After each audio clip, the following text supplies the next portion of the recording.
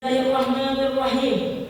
Yang terhormat para asatizah beserta para dewan juri, yang terhormat para pembawa acara beserta para jajaran, dan yang saya sayangi teman-teman sekalian seperjuangan. Assalamualaikum warahmatullahi wabarakatuh. Waalaikumsalam warahmatullahi wabarakatuh. Puji syukur kita panjatkan kehadiran Allah Subhanahu wa taala yang telah memberikan kita karunia-Nya dan nikmat-Nya. Kita bisa berkumpul di sini, berbahagia di acara ini. Dan juga sholawat serta salam kita panjatkan pada Nabi kita, Nabi Muhammad sallallahu alaihi wasallam, yang telah membawa kita dari zaman kebodohan dan zaman kegelapan menuju cahaya Islam yang menerangkan.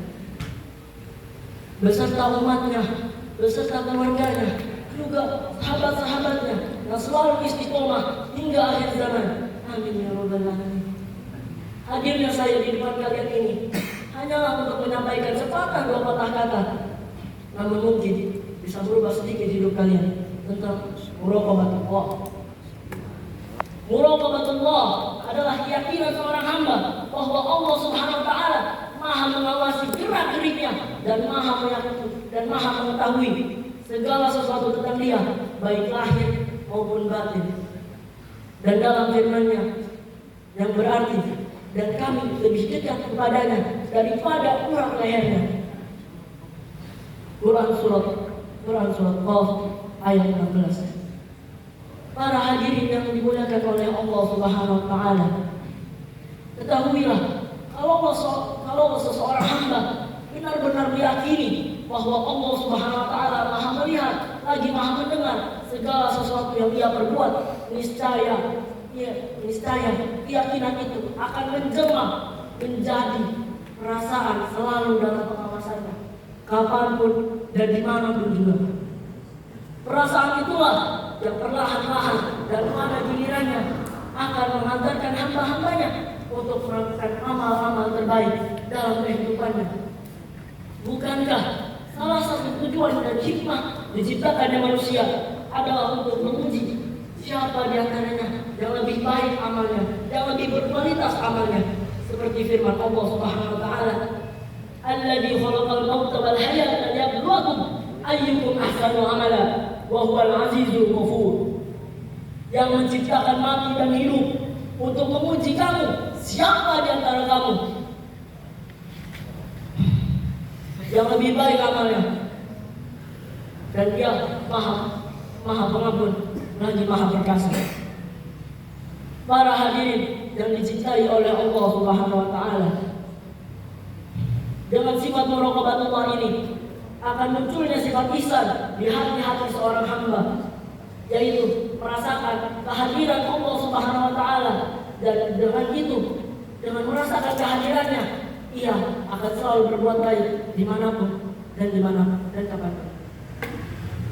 Ketahuilah wahai saudaraku bahwa Allah tidak pernah lengah, seperti namanya, nama baiknya Ar-Raqib, yaitu Maha mengawasi.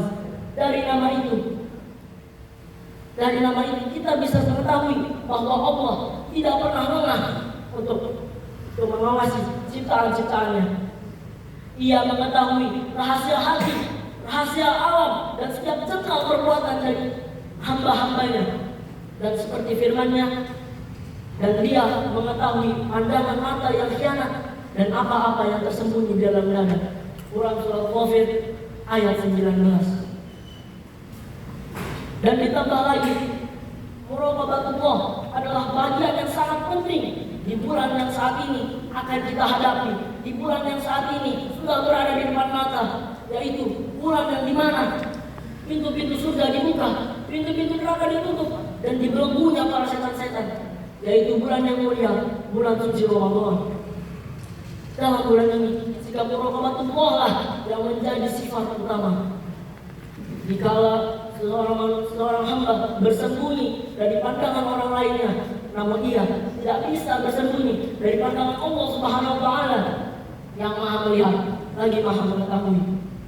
Banyak manusia yang merasa aman jika mereka membuat sesuatu yang ketika jauh dari pandangan manusia, namun mereka tidak mengetahui bahwa mereka sedang dilihat oleh Allah Subhanahu wa taala. Dan ingatlah, pada hari kiamat nanti Allah menjadikan mata, telinga, badan dan seluruh anggota tubuh bersaksi tentang apa yang mereka berbuat di hari kiamat nanti. Dan pada saat itu tidak ada satupun manusia yang dapat mengingkarinya.